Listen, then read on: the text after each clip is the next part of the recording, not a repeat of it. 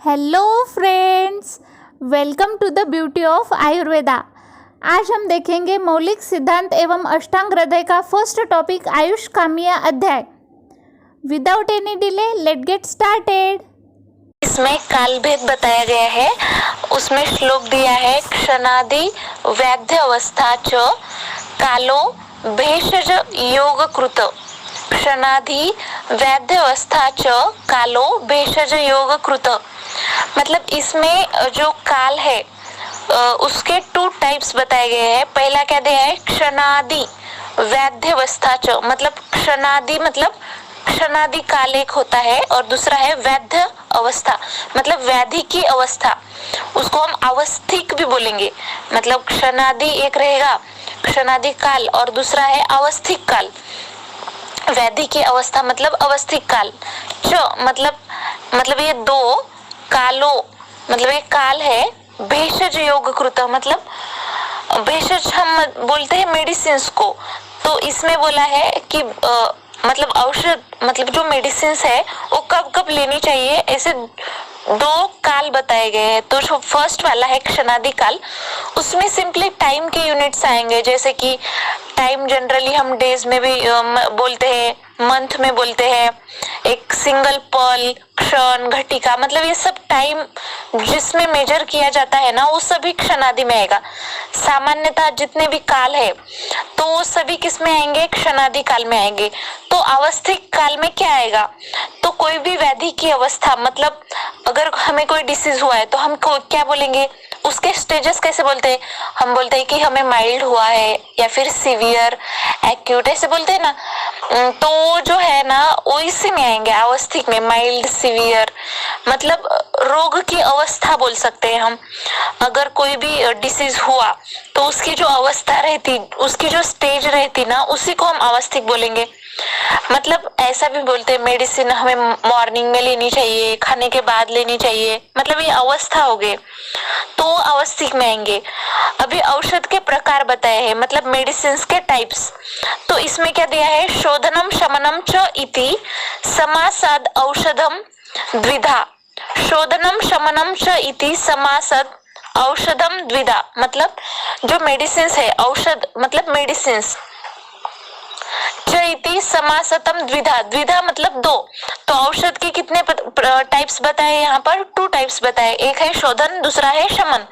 शोधन हमने पहले भी बहुत बार देखा है, शोधन करना, शमन जनरली हम क्या बोलते हैं, शोधन में क्या होता है, बढ़ता है, और शमन में कम होता है। तो इसमें रिलेटेड मतलब इसमें शरीर में जो कोई दूषित हो गए दोष है उसको स्टेबल करने के लिए ये टू मेथड बताए गए हैं। मतलब हमारे बॉडी में जो दोषाज रहते हैं, 3 दोषाज, वात पित्त कफ, तो अगर वो बढ़ गया है, मतलब वो बढ़ गया है या फिर कम हो गया, तो हम बोलेंगे कि दोष हमारे बॉडी में दूषित हो गए हैं। तो उसको स्टेबल करने के लिए शोधन और शमन करते हैं। शोधन में क्या होता है कि बॉडी में कुछ भी अगर दोष बढ़ गए हैं तो उसको हम मतलब जनरली हम बोलते हैं कि शोधन मतलब बढ़ते हैं। तो यहाँ पर बोला है कि बढ़े हुए जो भी दोष है उसको हम डायरेक्टली हमारे बॉडी से बाहर निकाल देंगे, उसको शोधन बोला है। इसमें उदाहरण में दिया है मदन फल और क्षमा त्रिवृत्त, मतलब ये याद ही रखेंगे ऐसे ही।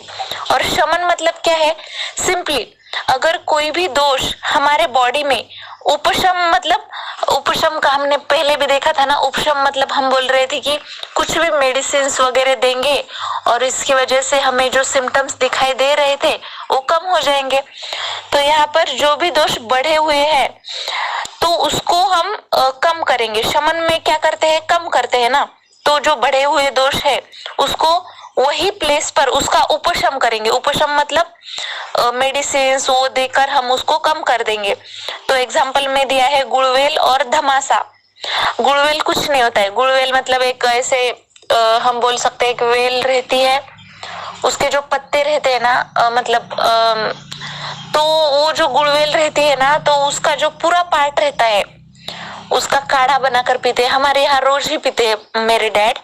तो वो गुड़वेल रहती है, उसके वजह से क्या होता है कि शरीर में जो भी व्याधि है ना, तो ऐसा बोलते हैं कि वो बहुत कड़वा रहता है पीने के लिए। तो वो सब मतलब जल्दी डिसीज नहीं होते, मतलब इसीलिए पीते हैं वो। शरीर दोष परम औषध। अभी इसमें परम औषध मतलब जो मेडिसिन सबसे बेस्ट हो, मतलब इसके लिए सबसे बेस्ट औषध कौन सा हो सकता है, इसके लिए सबसे बेस्ट मेडिसिन कौन सा है, तो उसको हम परम औषध बोलेंगे। मतलब इसके सिवाय कोई हो ही नहीं सकता बेस्ट, ऐसे परम औषध मतलब बहुत अच्छा मेडिसिन। तो किसके लिए बोला है, शारीर दोष, मतलब जो शारीरिक हमारे 3 दोष है उसके लिए कौन सा सबसे बेस्ट औषध मतलब मेडिसिन है। तो यहाँ पर बोला है शरीर जानाम दोषानाम क्रमेण परम औषधम, शरीर जानाम दोषानाम क्रमेण परम औषधम बस्ती विरेको वमनम तथा तैलम घृतम मधु, बस्ती विरेको वमनम तथा तैलम घृतम मधु। तो पहले तो हमें ये पता होना चाहिए कि शमन के लिए अदर मेडिसिन होते हैं और शोधन के लिए अदर होते हैं, और ये मेडिसिन हम किस क्राइटेरिया पर दे रहे हैं, तो दोषस के ऊपर, मतलब वात पित्त कफ के लिए शोधन के लिए कौन से हो सकते हैं और शमन के लिए कौन से। अभी ये तो हमें याद ही रखना पड़ेगा कि अगर वात है तो उसके शोधन के लिए पहले तो हम शोधन वाला ही देखेंगे, तो शोधन के लिए बस्ती होता है वात के लिए, पित्त के लिए विरेचन और कफ के लिए वमन।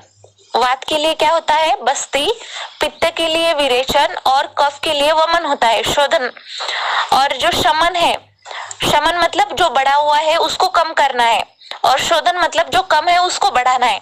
तो शमन क्या करेंगे हम, शमन में मतलब हमने पहले ही बोला था, अगर हमारे लेग के ऊपर कुछ ऐसे वात आता है, मतलब किसी किसी में वो पैर अकड़ जाता है ना, उसको बोलते हैं मराठी में कि वात आ गया हमें।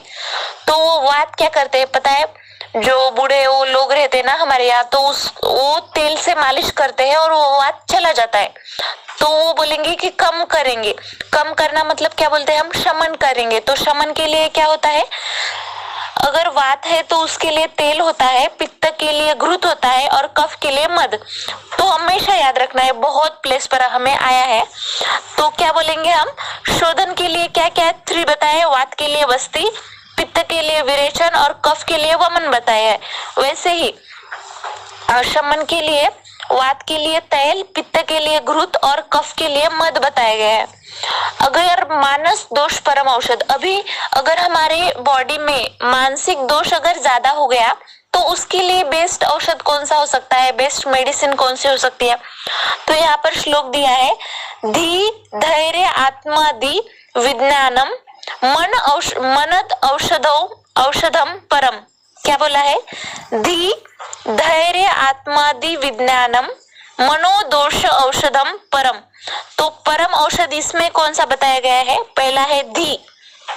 धी मतलब अच्छी बुद्धि होनी चाहिए, मतलब अगर किसी का मन दूषित हुआ है तो मतलब कोई बात उसके मन पर लग गई है, हम कोई भी बात ऐसे ही मन पर लगा लेते हैं ना, तो उसके लिए अच्छी बुद्धि भी होनी चाहिए कि कौन सी बात हमें मन पर लेनी चाहिए और कौन सी नहीं।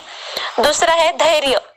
धैर्य मतलब कोई भी बात अगर हो रही है तो उसके लिए थोड़ा सा पेशेंस होना चाहिए।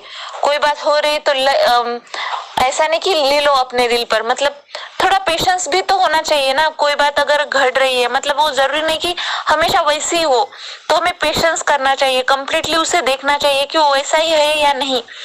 और थर्ड है आत्मादि विज्ञान। आत्मादि विज्ञान मतलब खुद का भी ज्ञान होना चाहिए, मतलब हमारा बिहेवियर कैसा है, क्या है, मतलब किस बात को हम कैसे लेना चाहिए, ये सभी का मतलब होना चाहिए। और इसके लिए अगर ये तीनों बात हमारे पास नहीं है तो उसके लिए हमें ऐसे मतलब करना चाहिए कि मतलब कोई उपाय जिसकी वजह से हमें ये बातें आ जाए। तो सभी जो मानस दोष है उसके लिए धृति मतलब वही आत्म जो पेशेंस बताया हमने, धी मतलब अच्छी बुद्धि, और आत्मविश्वास मतलब खुद के ऊपर जो ज्ञान होता है वो। तो ये सभी 3 जो है वो किसके लिए है, जरूरी मानस दोष के लिए, मतलब जिसकी वजह से हमारा मन दूषित हो गया है। अगर कोई भी बात सच्ची है वो साबित करना है तो उसके लिए भी हमें अच्छी बुद्धि लगेगी ना, सत्य निष्कर्ष के लिए। और धैर्य और कोई भी बात सहनशीलता, धैर्य और सहनशीलता मतलब इसकी वजह से हमें पेशेंस होना चाहिए, और आत्मज्ञान मतलब खुद का भी ज्ञान होना चाहिए। Thank you for watching.